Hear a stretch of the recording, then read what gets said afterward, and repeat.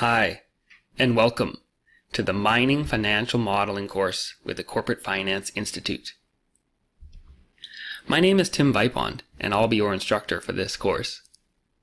From 2012 to 2015, I worked in the corporate development group at Goldcorp, one of the largest and most valuable mining companies in the world.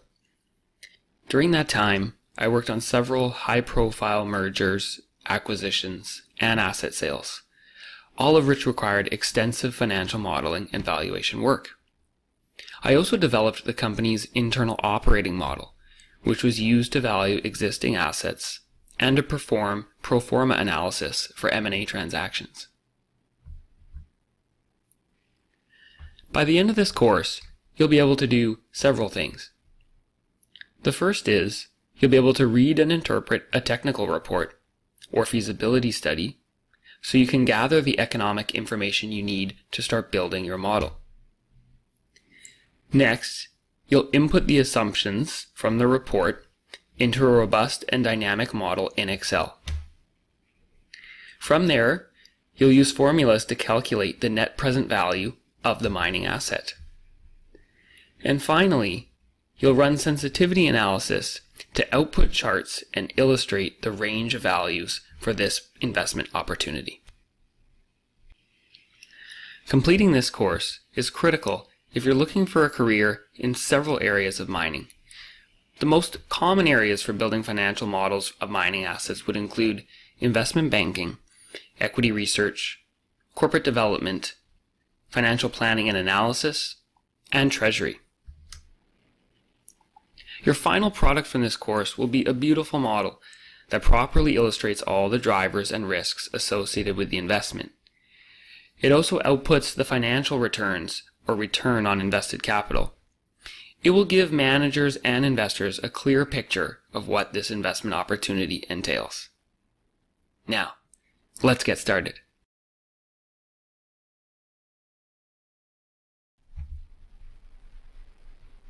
Before we start building the financial model in Excel, it's important to review the mining industry and the mining life cycle. Mining assets can be divided into two main categories: projects and operating mines.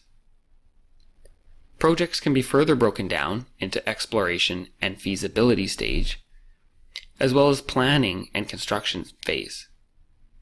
The purpose of exploration is to find ores that are economically viable to mine. This starts with locating mineral anomalies or areas that are believed to have high concentration of elements, and then discovering and sampling confirms or denies that there is a find there. This can be further proven through drilling programs and resource definition. Once a potential mine is proven to be viable, the planning and construction phase can begin. During this phase, permitting is applied for and obtained, economic and feasibility studies continue, and detailed mine plans are refined. A major part of this stage also includes infrastructure development, as mines are often located in remote areas that require roads and electricity to be built specifically for the mine. Once operations are ready to begin, the asset officially becomes an operating mine. During this phase, ore is extracted from the ground, it is processed and refined, and metal is produced and then sold. This section forms the bulk of the focus of the financial model for an operating mine. Once the ore has been extracted, the mine closure process begins, which can last for several years. This includes cleanup, reclamation, and environmental monitoring.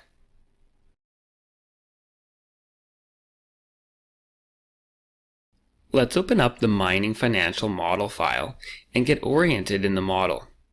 As you'll see, I've laid out the model with several sections: assumptions, mining, financials, DCF model, sensitivity analysis, and finally charts and graphs.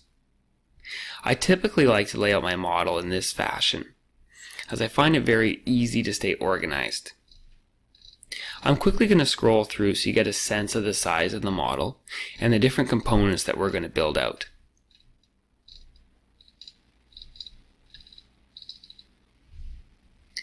Scrolling back up to the top, Let's walk through each section together. In the assumptions section, we've got things like conversion rates, metal prices, a production schedule, reserve and resource table, mill capacity, royalties, payability, mine operating costs on a per unit basis, capital costs, reclamation, some balance sheet items, and an asset acquisition cost. Below the assumptions section is the mining tab. In this area, we're going to have a mining schedule and a milling schedule, which will produce our payable metal. From there, we can build the financial section, which up at the top here feeds into revenue, deducts royalties and operating costs, lands us at EBITDA and net income, and by making a few balance sheet item adjustments, we can get to free cash flow. Next, in the DCF model, we work our way up to free cash flow.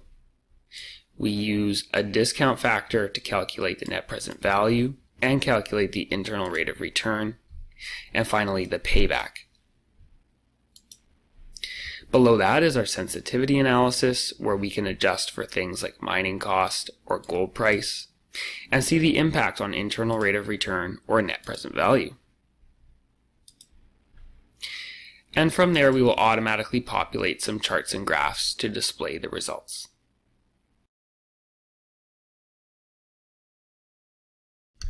In order to complete the assumptions section of the financial model, I'm going to be referring to a few documents that were attached in the download section. The 2008 feasibility study, the 2014 reserves update, and the 2014 updated mine plan. Please have all of these handy when I refer to them in the future. Let's start by opening up the assumptions section. I'm going to focus in this part on conversion rates and metal prices. The conversion rates you can simply find on the internet, but we want them here for handy reference. The first is to convert grams to troy ounces, as the metal that we are going to be producing will be measured in troy ounces. The next is converting pounds to metric tons. And the third is converting troy ounces back to grams.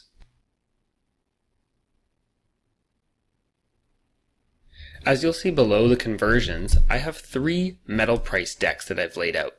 One is a management case, the next is an analyst consensus or Wall Street case, and the third is a spot price. Below that, I've got an active price deck in the model. This allows us to toggle between the 3 cases and have them run through the model. Metal price is probably one of the biggest sensitivities that we want to change in a model, so it's great to have a dynamic version. Let's fill in the rest of the years on this table together. We're simply going to take, in the case of management, the prior year, which if I select this area and press Control R, I can fill right the formula. Please refer back to our Fundamentals of Financial Modeling course for all these shortcuts and tips. In the consensus case, same thing. I'm going to link to the previous year, select and then press Control D to fill down, and while holding Shift with right arrow, I then press Control R to fill all that right. In the spot case, I only have 1 year of forecast, as obviously there is only one current spot price, which we are going to carry forward for all years. Now let's create an active price deck using Excel's choose function. To use the choose function, I type choose open bracket, select the active case, which in this instance is number 3, lock it into place with F4, and tell it to choose the third option from the possible list of 3. We can see if it's linked up properly by selecting management should be $1,500 per ounce, consensus $1,350, and spot $1,400. I can copy this formula down thanks to anchoring the cells, as you'll see here. And then I can copy this whole section to the right. Now I'm just going to double check that it's linked up correctly again, which it appears to be. And we've now got a very nice little dynamic price deck built into this model.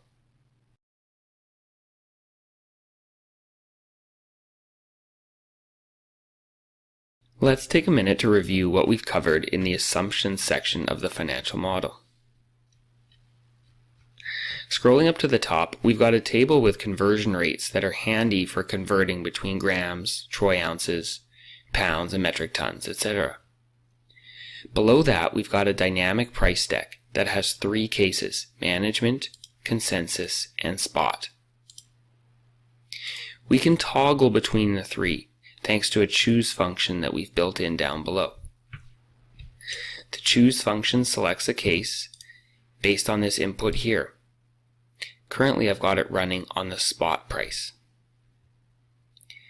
Below that is a production schedule. We took this from an updated mine plan.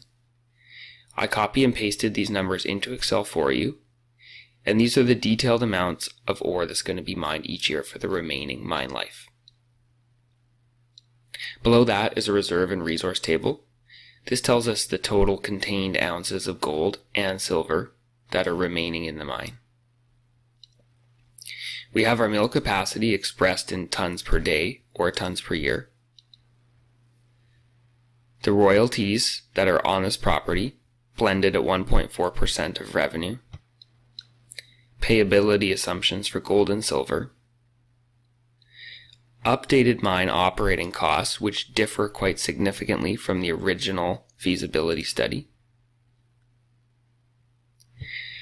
Capital costs, which again differ significantly from the original feasibility study due to cost inflation. A reclamation cost. Some financial assumptions on the balance sheet, such as property, plant, and equipment, tax rate, working capital assumptions, a discount rate which is set to 5% and standard in the gold mining industry, and finally an assumed acquisition cost of $3 billion. This will allow us to calculate our rates of return. As I group this section back up, we now see that the assumptions part is complete and we're ready to move on to the mining section of the model. With revenue and royalties in place on the financial section, we can now start calculating the operating costs. We're going to calculate both operating costs and capital costs. I'm going to start by relinking some information from the assumption section. These are the costs per ton for the mine. I'm going to set these equal to, up in the assumptions section here, the mining cost. I'm going to use F4 to lock in the column G by pressing it 3 times. That type of locking allows me to select it in the area below and press Ctrl D to fill down. At the bottom, I can press Alt plus the equal sign to auto sum. Because of the way I've locked these, if I select them and the area to the right, I can press Ctrl R and have them continue to reference column G in the assumptions section. With the unit costs linked down below for ease of reference, I'm now going to multiply them out. I'm going to take the unit operating cost for each section, so mining, processing, transportation, and refining, and G&A, and multiply them by the tons per year. I'm going to be sure to lock row 142 in place of the tonnage. That allows me to fill this down, auto sum with alt equals,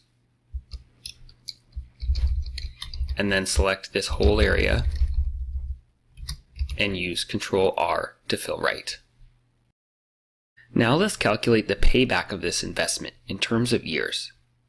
In order to do this, we're going to start with the purchase price, which we can link above. Once again, I'm going to relink the undiscounted free cash flow in each year. And once again, calculate the total. I can now fill this right.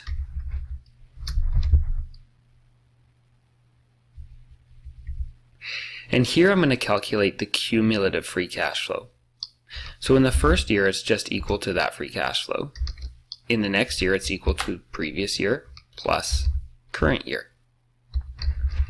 I'm going to fill this right.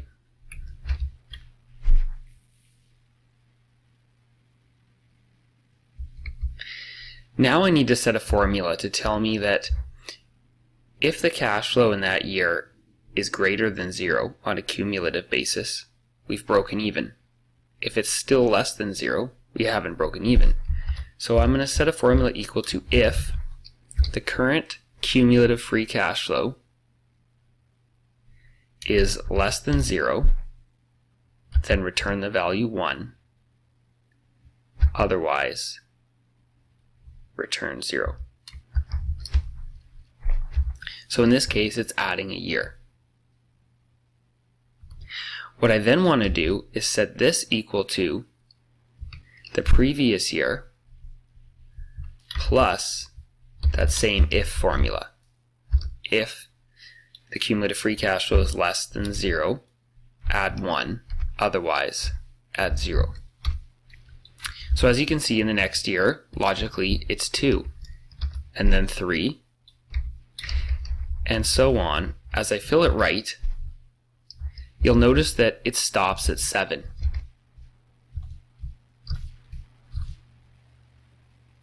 This is the year in which we hit our break-even free cash flow on a cumulative basis. So to calculate the payback in years, I'm simply going to say a max function of the selected area is 7 years. So our payback on this investment of acquiring this business is approximately 7 years. Let's take a minute to recap what we've covered in the DCF model section.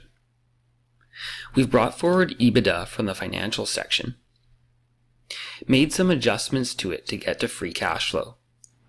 Those adjustments include CapEx, taxes, changes in non-cash working capital, and reclamation expense in the final year. This gets us to unlevered free cash flow. We then build out a discount rate formula so that we can discount each year's cash flow based on our 5% discount rate. This gets us to a net present value of $3.4 billion. Taking into account an assumed purchase price of $3 billion, we can then calculate an internal rate of return for this transaction. The IRR for this transaction happens to be 8.2%. Next, we calculate a payback on our investment, assuming the outflow of $3 billion in year 1, the cumulative free cash flow that builds up, and the result is that our cash flow is paid back somewhere around year 7. This is a powerful tool for looking at the rate of return on a mining investment. We can now start to look at sensitivity analysis and play around with key assumptions like gold price. Let's get going on the next section. In this section, we're going to perform sensitivity analysis on the financial model. It's important to point out that there's not one single number for an assumption. We may use a gold price of $1,400 in the model, but we want to run different scenarios. Once the model is set up, it can be sensitized using sensitivity analysis. All the key inputs should be sensitized. This includes things like metal prices, milling rates, capital costs, recovery rates, payability and smelter terms, and unit operating costs. Of these items on the page, metal prices and unit operating costs are probably the most important to sensitize. we're going to build some data tables to perform our sensitivity analysis. We'll start by linking the cell of the data table to the desired output, for example, the net present value or the internal rate of return. Then we will input a range of assumptions that we want to test, for example, different gold prices like $1,200, $1,300, or $1,400 per ounce.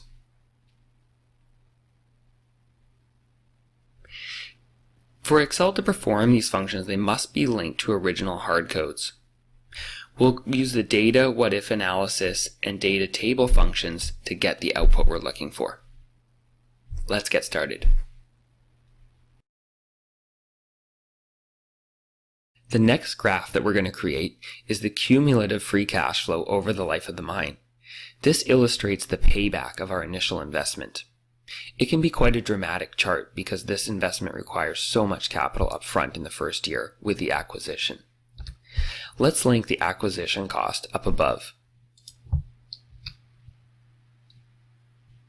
Now let's link the cumulative free cash flow, which we've already calculated above.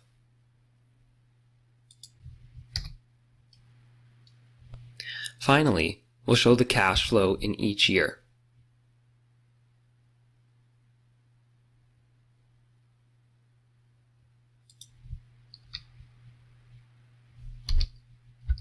I can now copy this to the right.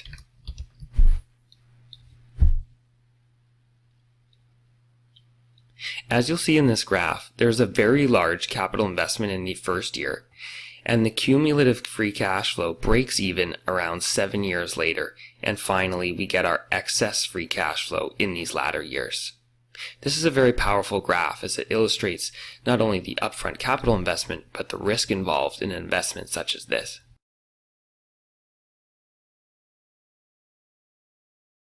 The third graph that we're going to make shows the gold production produced each year in ounces, as well as the all-in cost to produce that gold each year. Let's link this up above. Gold production is at the top of the financial section.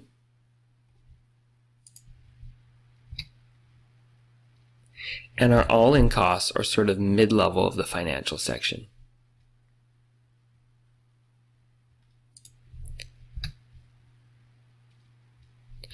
Once we have those linked, let's copy this section to the right.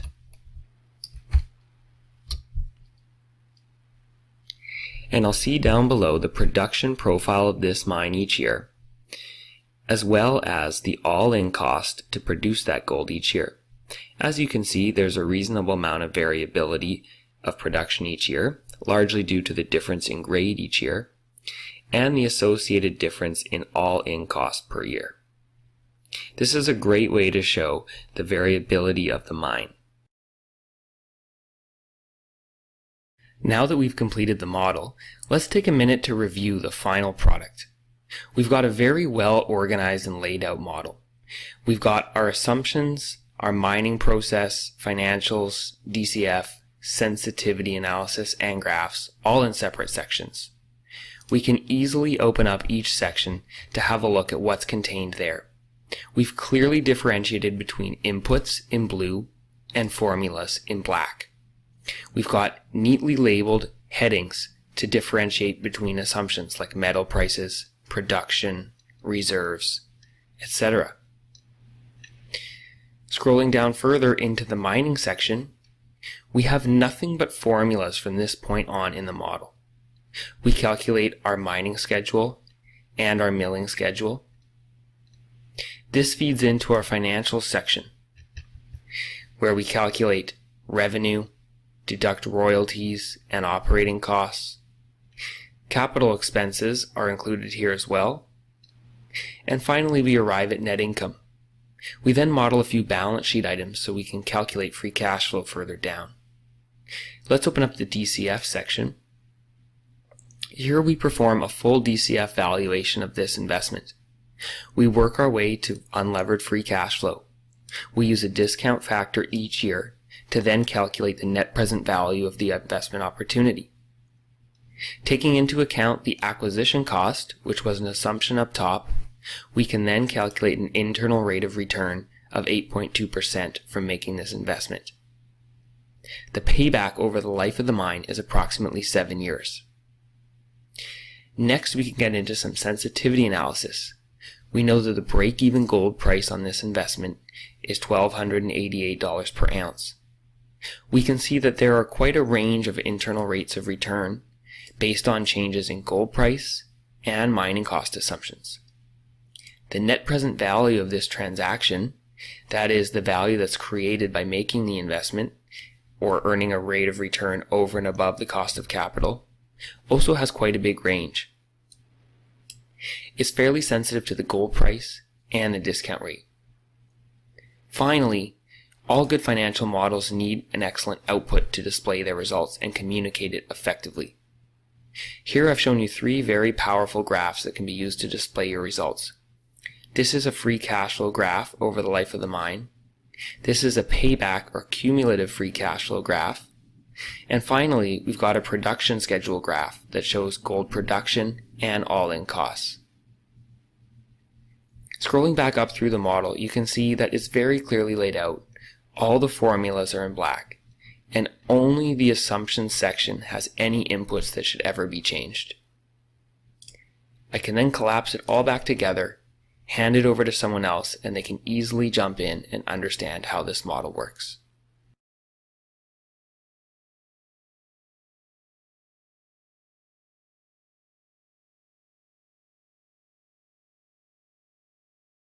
Now that you've completed the course, you will receive your very own certificate of completion with a unique identification number that you can add to LinkedIn. Thanks, and we look forward to seeing you in our next course.